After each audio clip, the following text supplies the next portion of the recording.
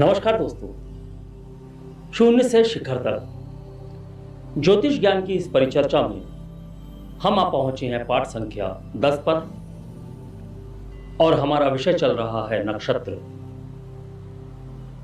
नक्षत्रों में हम नक्षत्रों का विस्तारीकरण कर रहे हैं और नक्षत्रों की गहराई में उतरकर नक्षत्रों के अनुसार उनमें व्याप्त ग्रहों की ऊर्जा के अनुसार उन नक्षत्रों में और उन नक्षत्र पदों में जन्मे हुए जातकों का हम विश्लेषण कर रहे हैं। अभी तक हमने अश्विनी नक्षत्र पढ़ा, भरणी नक्षत्र पढ़ा और पिछले वीडियो में हमने कृतिका नक्षत्र को भी पढ़ा।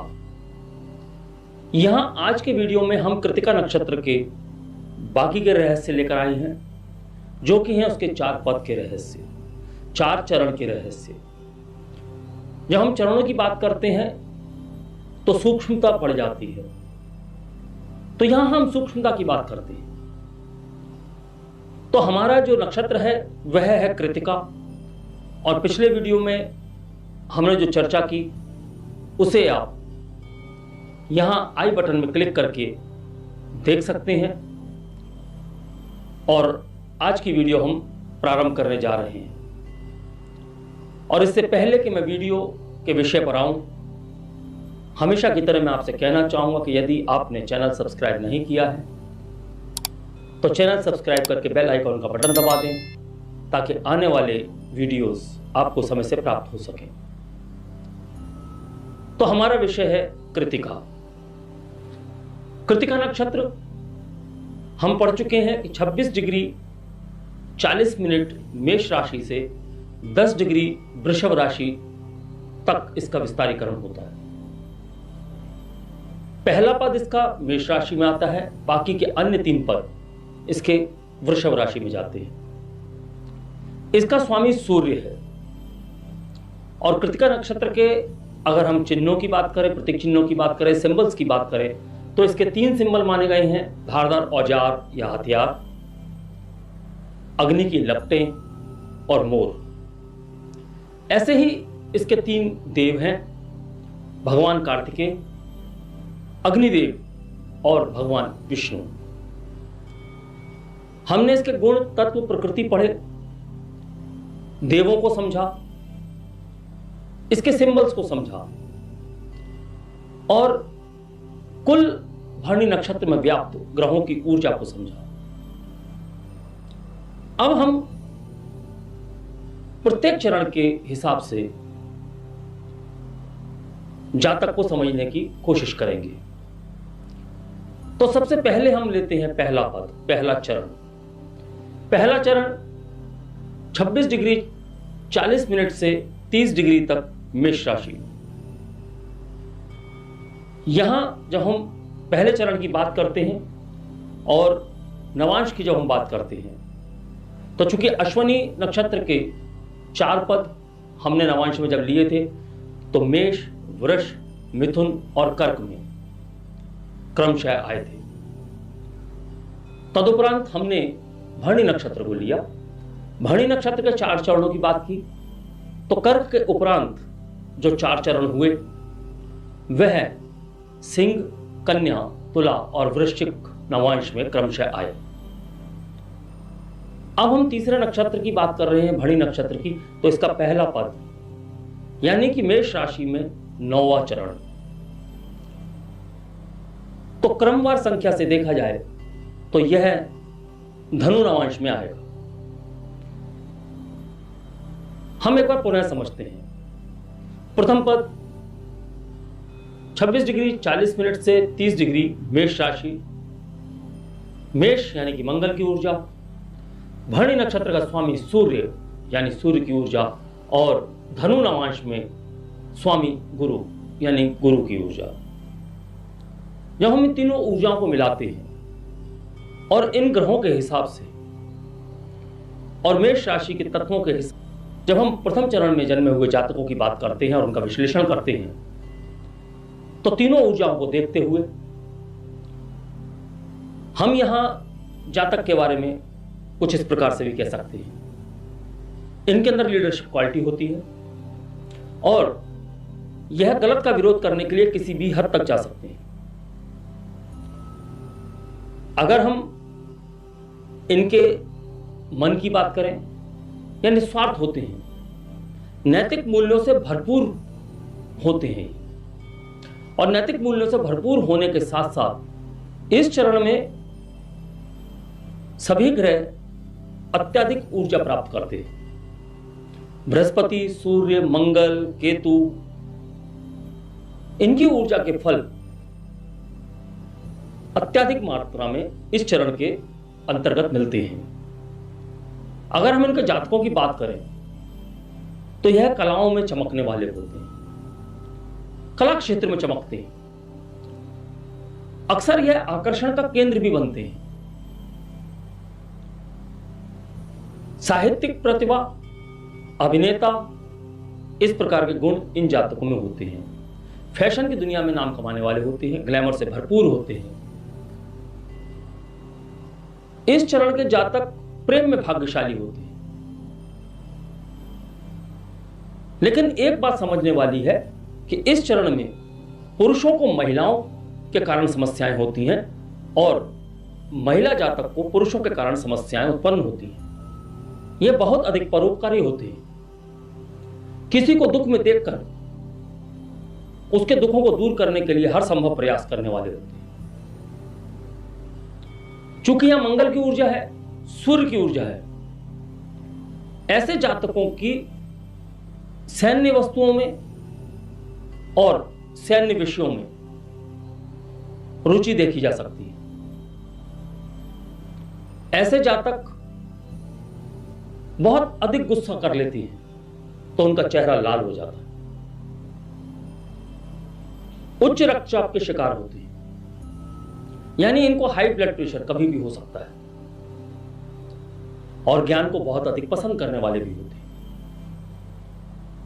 अगर हम इस चरण के नामाक्षर की बात करें तो हिंदी वर्णमाला का प्रथम अक्षर अ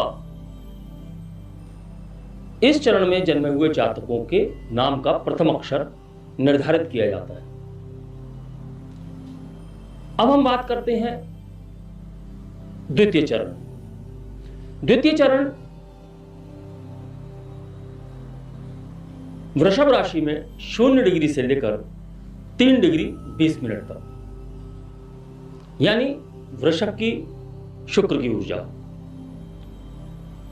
कृत्तिका नक्षत्र सूर्य की ऊर्जा, और यह मकर नवांश में आता है। मकर नवांश यानी कि शनि की ऊर्जा।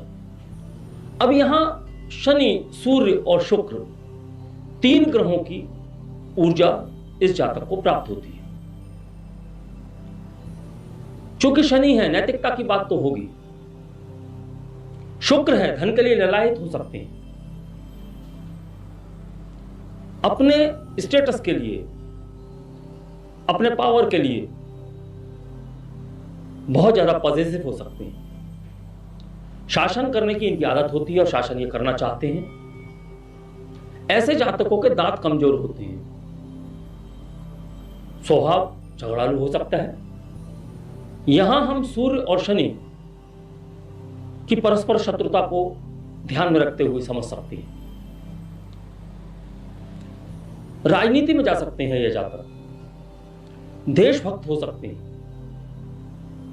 ये जातक भौतिकता की ओर इनका अत्यधिक रुझान होता है। नैतिकता के मूल्यों को समझने वाले होते हैं, लेकिन कुछ परिस्थितियों में यह अनैतिकता को अपना लेते हैं। इस चरण के जातकों का नामाक्षर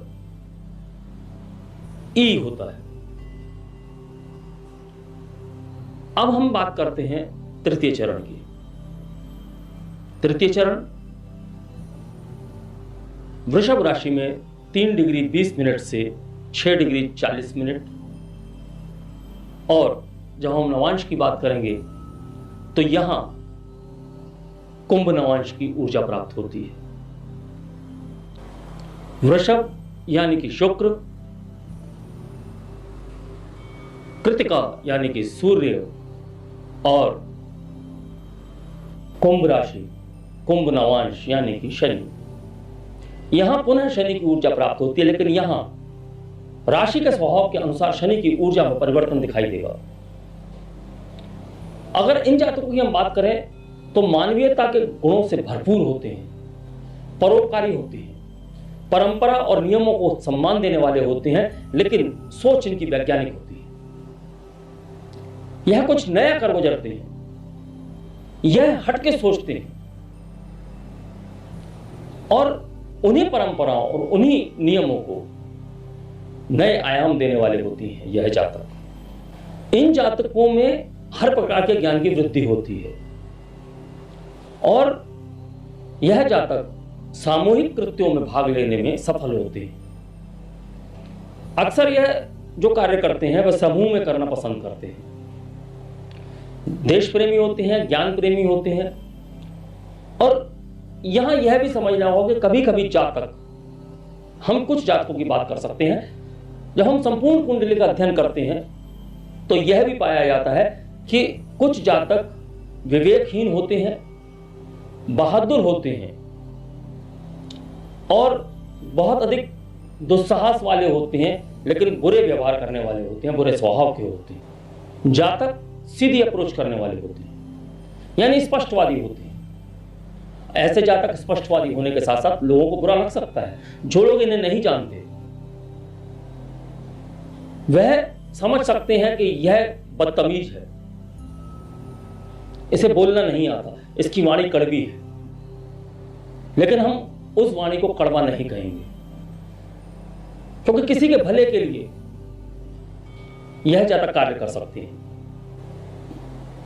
अगर इस चरण में जन्मे हुए जातकों के नामाक्षर की बात करें तो इन्हें नामाक्षर प्राप्त होता है उ।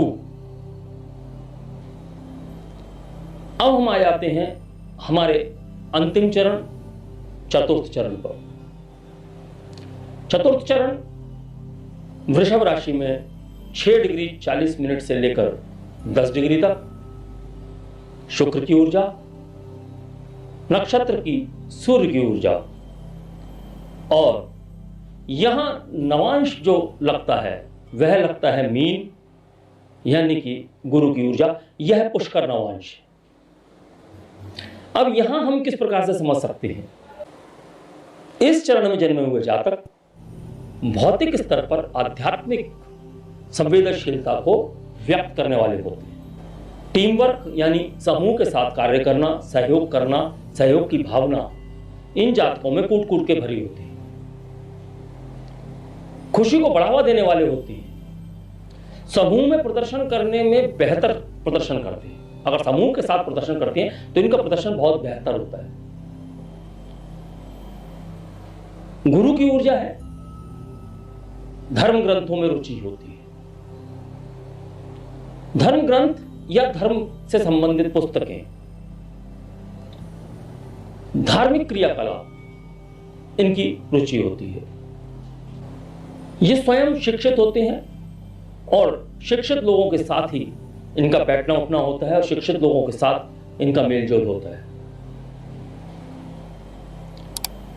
देश और रीति रिवाजों की रक्षा करने के लिए यह प्रतिबद्ध होते हैं और इस क्षेत्र में भी एक अच्छा कार्य कर जाते हैं। लेकिन इनके जीवन में एक कमी होती है, क्योंकि यहां शुक्र की ऊर्जा थोड़ी सी विचलित ऊर्जा है। तो यहां इस चरण में जन्मे हुए जातकों का रुझान किसी अन्य के जीवन साथी की ओर हो सकता है, यानी कि ये किसी और के जीवन साथी की ओर आकर्षित हो सकते हैं। इस चरण में सभी ग्रहों के फल अच्छे प्राप्त होते हैं। जातक इमोशनल होते हैं, भावनात्मक होते हैं।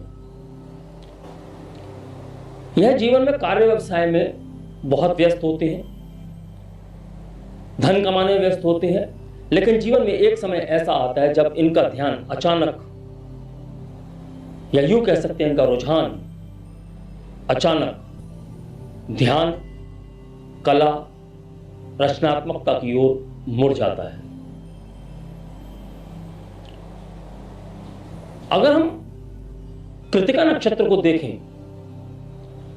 तो यहां एक बात और समझने वाली है कि कृतिका नक्षत्र के प्रथम चरण में चंद्रमा को उच्च पद प्राप्त है, यानी कि मानसिक रूप से स्थिरता की बात हम कर सकते हैं। हमने पिछले वीडियो में इस नक्षत्र में जन्मे हुए जातकों के कार्य व्यवसाय किस प्रकार के होंगे यह समझा था, लेकिन संक्षेप में हम एक बार फिर आपको बता देते हैं। अग्नि से संबंधित कार्य, नुकीले औजारों से संबंधित कार्य। अग्नि से संबंधित मतलब कारखाने जहां अग्नि का कार्य होता हो, फैक्ट्री जिसे कहते हैं, ऐसे स्थान जहां अग्नि का कार्य होता हो। अनुष्ठानों में हम अग्नि की बात करते हैं। नुकीले औजार, जहां नुकीले औजारों से कार्य होता हो, जैसे कि हमने कहा था दर्जी, नाई, कसाई, सर्जन। सर्जन किसी भी क्षेत्र के हो सकते हैं। इसी प्रकार नुकीले औजारों या हथियारों से जो कार्य होते हैं वह इस नक्षत्र में जन्मे हुए जातकों के कार्य व्यवसाय में शामिल हो सकते हैं। संचालक हो सकते हैं। और चूंकि इनके अंदर एक ममतत्व होता है, ममता होती है, तो यह नर्स का कार्य भी कर सकते हैं, परिचारक का कार्य कर सकते हैं। तो अब हम बात करेंगे हमारे चतुर्थ चरण के नामाक्षर की। तो चतुर्थ चरण में जन्म लेने वाले जातक को जो नामाक्षर दिया गया है वह है ए। हिंदी का ए। प्रथम चरण अ, द्वितीय चरण उ, तृतीय चरण ई और चतुर्थ चरण ए। तो यह हमने कृतिका नक्षत्र को गहराई से समझा और किस प्रकार इस नक्षत्र में जन्मे हुए जातक और इस नक्षत्र के विभिन्न पदों में जन्मे हुए जातकों का हम विश्लेषण कर सकते हैं। विश्लेषण करते समय हमें यह बिल्कुल भी नहीं भूलना है कि कुंडली में अन्य ग्रह, भाव और नक्षत्रों की स्थिति परिस्थिति को भी हमें पढ़ना है। और जब हम नक्षत्रों को समझना प्रारंभ कर देंगे, नक्षत्रों की बारीकियों को समझना प्रारंभ कर देंगे, तो हमारे प्रेडिक्शन सटीकता की ओर बढ़ जाएंगे। हम अगले वीडियो में रोहिणी नक्षत्र के बारे में चर्चा प्रारंभ करेंगे और उसे गहराई से समझने की कोशिश करेंगे। यदि आपको विषय से संबंधित कोई भी शंका है और आपको लगता है कोई जानकारी छूट गई है या कोई जानकारी आपकी समझ में नहीं आई है या मैं समझा पाने में असमर्थ रहा हूं, तो आप निसंकोच किसी भी माध्यम से Instagram, Facebook, WhatsApp, comment box, किसी भी माध्यम से आप हमसे संपर्क स्थापित करके अपना प्रश्न हमें बता सकते हैं। हम आपके प्रश्नों का समाधान करेंगे और उसके लिए हमारा कोई शुल्क नहीं है। शुल्क सिर्फ जब आप ज्योतिष विद्या को पूर्ण रूप से सीखने के लिए आते हैं तब शुल्क लिया जाएगा, या फिर आप अपनी कुंडली का विश्लेषण करवाना चाहते हैं तभी आपसे शुल्क लिया जाएगा, अन्यथा नहीं। और जाते जाते आज मैं फिर कहना चाहूंगा कि यदि आपने चैनल सब्सक्राइब नहीं किया है तो चैनल सब्सक्राइब कर लें और बेल आइकॉन का बटन दबा दें ताकि आने वाले वीडियोस आपको समय से प्राप्त हो सकें। और इन्हीं शब्दों के साथ मैं अपनी वाणी को विराम देना चाहूंगा। अगले वीडियो में आपसे फिर मुलाकात करते हैं। तब तक के लिए नमस्कार, धन्यवाद। शुभं कुरु त्वं